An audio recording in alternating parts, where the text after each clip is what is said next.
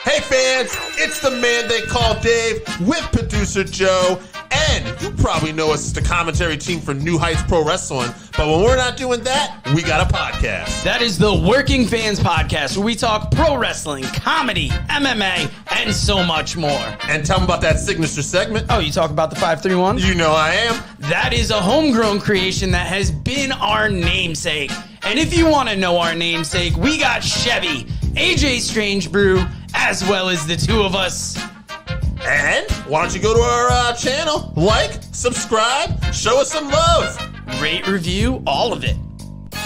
I wanted to come up with a comparison this week that we haven't put into short form. And that's why I wanted to compare the championship run so far of two of the better current champions, Oba Femi and Ethan Page. Now, it's going to be interesting because it can't be a straight one-to-one comparison. No. Ethan Page hasn't had that title nearly as long, but I feel like the impact he has had with it has been huge. It's funny you chose the words impact, too, because obviously he's going to have a match with Joe Hendry of TNA Impact Wrestling. And I think that's what's interesting about Ethan Page's win is that he came right from AEW, and he didn't win the title at first, but he got a rematch and then won it. So he won it relatively quick.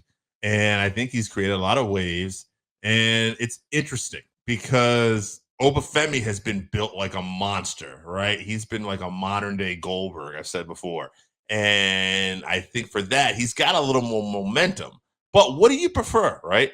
Do you like that big monster or do you like character?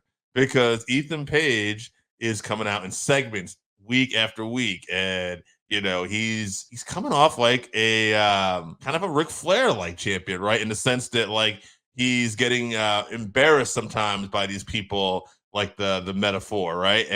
But he's still keeping his title. He's winning. It's a short reign, but so far, that's something I would compare it to. It kind of reminds me of that classic heel.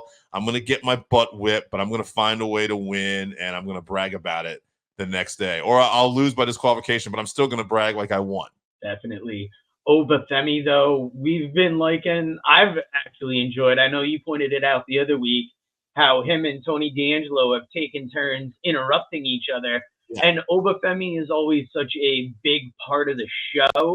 Yeah. He's like a current guy that you could see being in like a Vince McMahon, WWF, WWE. Mm-hmm.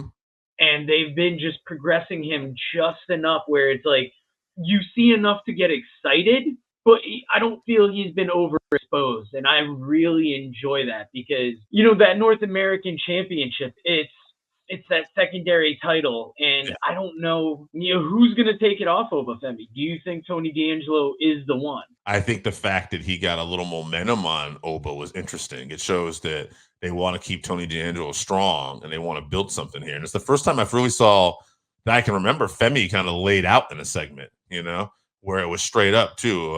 D'Angelo turned it into a spine buster, laid him down, and Femi was just kind of sitting there selling on the ground. I was a little kind of, I had mixed feelings about that because I like Femi being built as a monster and keep going. I almost wished that the family would have kind of got involved for D'Angelo just to get that little bit of a nod there, or just something, because Oba Femi looks just so unstoppable. I mean, it won't matter because they're going to eventually have the match. And Tony D'Angelo is a guy who's really grown on me. I wasn't really feeling a big mobster gimmick, but he plays it so well. But that being said, there's no way I see Femi losing this title yet. I just don't. I think he's still going to be built up. He's going to at least be on the CW when that launches as a champ, because if you're looking to go on a new network and you want to have some stars on it, you also want to have people that like catch your eye that are different. And Oba Femi, I mean, he's got that it factor for days. Definitely. NXT's got a lot of things coming up. They've got that move to the CW. You mentioned the shows with CM Punk, Randy Orton. They're building up well for No Mercy. There's a lot of good stories there.